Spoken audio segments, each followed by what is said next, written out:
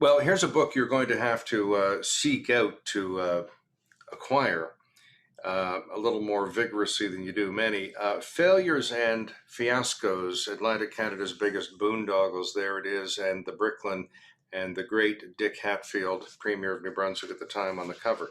Now, here is the full bibliographical reference because it's a bit obscure. Dan Soucoup, prolific author, 2013 copyright, and it is Nimbus Publishing from Halifax. Now, here is some background to Boondoggles and Fiascos. When I got into journalism, it was the mega project. We were just through the BC Two Rivers policy, mega dams by WAC Bennett, fueling the power generation in British Columbia and thus industry, oil sands in Alberta, Fort McMurray.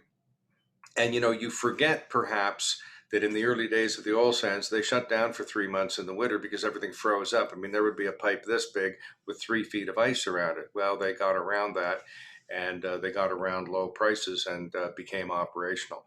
So we also had mega projects such as Sydney Steel, heavy water, both in Cape Breton, thanks to the mad monk, Allan, a long-standing cabinet minister in Ottawa who got lots of good stuff for his riding.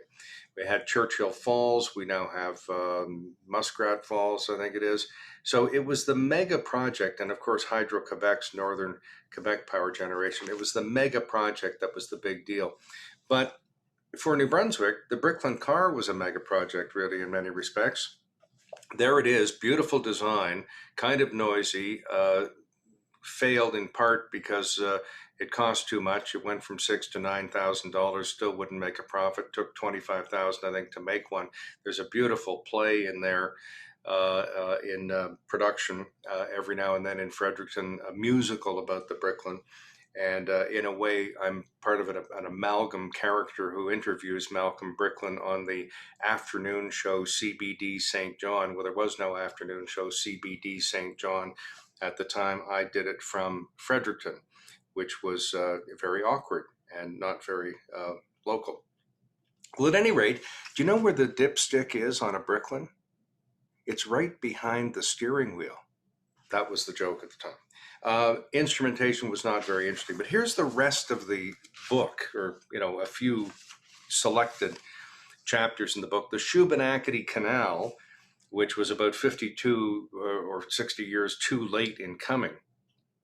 Bootlegging and rum running, of course, in honor of some of my ancestors. The Clairtone fiasco, beautiful design. And they built a plant in Stellarton, and it ended up being called Robert Stanfield's Vietnam. Just didn't work. Heavy water, the Bricklin car, of course. The cucumber affair.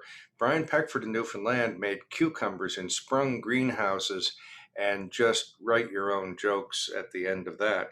The board game factory in Parsboro, Nova Scotia. This is a favorite of mine, because the old customs house, wonderful building, you could probably buy for $200,000, great sandstone. Somebody cooked up this story. They were going to build a board game factory, employ 150 people. Somebody else was going to build residences for them. They held a parade. The mayor made an announcement, probably made the announcement 7 times, and it was all just a boondoggle.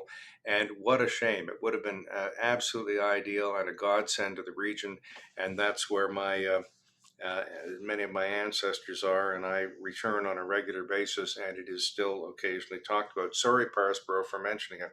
The steel mill nobody wanted in Cape Breton, and so on and so forth. Fiascos and Boondoggles in the Maritimes. Worth a read. You think we have problems now? It has been forever thus.